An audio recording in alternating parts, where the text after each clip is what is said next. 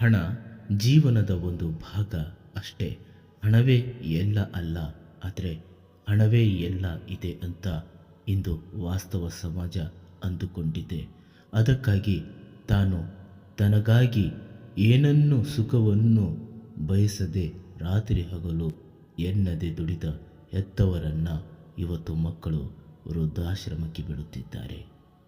ಅವರ ಕಷ್ಟ, ನೋವು, ಭಾವನೆಗಳನ್ನು ಅರ್ಥ ಮಾಡಿಕೊಳ್ಳದೆ ಅವರ ಆಸ್ತಿ ಅಂತಸ್ತನ್ನು ಸುಖವಾಗಿ ಅನುಭವಿಸುತ್ತಿದ್ದಾರೆ. ಆದರೆ ಅದೇ ಆಸ್ತಿ ಅಂತಸ್ತು ತನ್ನ ಹೆತ್ತವರು ಅದೆಷ್ಟು ಕಷ್ಟಪಟ್ಟು ಸಂಪಾದಿಸಿದ್ದಾರೆ ಅಂತ ಅವರು ಒಂಚೂರು ಯೋಚನೆ ಮಾಡದೆ ಅವರನ್ನು ಬೀದಿಯಲ್ಲಿ ಬಿಟ್ಟು ಅವರು ಸುಖದ ಹಾಸಿಗೆಯಲ್ಲಿ ನೆಮ್ಮದಿಯಿಂದ ನಿದ್ದೆ ಮಾಡುತ್ತಿದ್ದಾರೆ.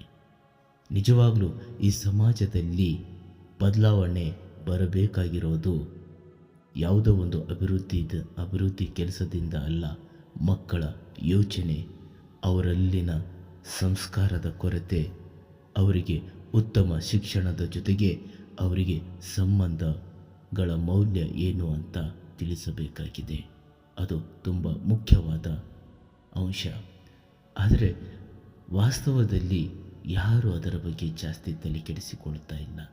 ಬರೀ ಹಣ, ಅಧಿಕಾರ ಅಂತ ಅದರ ಹಿಂದೆಯೇ ಓಡುತ್ತಿದ್ದಾರೆ. ಆದರೆ ತನ್ನ ಪ್ರಪಂಚ ಹೆತ್ತವರು ಇದ್ದಾರೆ, ಅವರಿಂದಲೇ ಇವತ್ತು ಈ ಜಗತ್ತು ನೋಡ್ತಾ ಇದ್ದೀವಿ ಅನ್ನುವಂಥ ಪರಿಜ್ಞಾನ ಒಂಚೂರು ಇಂದಿನ ಮಕ್ಕಳಲ್ಲಿ ಇಲ್ಲ. ಅವರ ಸುಖಕ್ಕಾಗಿ ಅವರ ಭಾವನೆಗಳನ್ನು ಅರ್ಥ ಮಾಡಿಕೊಂಡು ಅವರಿಗೆ ಮಾಡಬೇಕಾದ ಸೇವೆಗಳನ್ನು ಸಾಕಷ್ಟು ಇವೆ.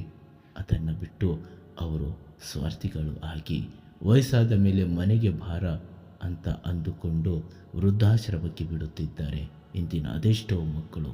ಇದು ಸಮಾಜ ತಲೆ ತಗ್ಗಿಸುವಂಥ ಕೆಲಸ ಆಗುತ್ತಿದೆ. ಮಕ್ಕಳು ಜಾಸ್ತಿ ಶಿಕ್ಷಣ ಪಡೆಯದಿದ್ದರೂ ಕೊರತೆ ಇಲ್ಲ, ಆದರೆ ಅವರೊಳಗೆ ಉತ್ತಮ ಸಂಸ್ಕಾರ ಇರಬೇಕು. ಆವಾಗಲೇ ಕುಟುಂಬ ಹಾಗೂ ಸಂಬಂಧಗಳಲ್ಲಿ ನೆಮ್ಮದಿ, ಪ್ರೀತಿ, ಗೌರವ ಕಾಣಲು ಸಾಧ್ಯ ಆಗುತ್ತೆ. ಏನಂತೀರಾ? ನಮಸ್ಕಾರ.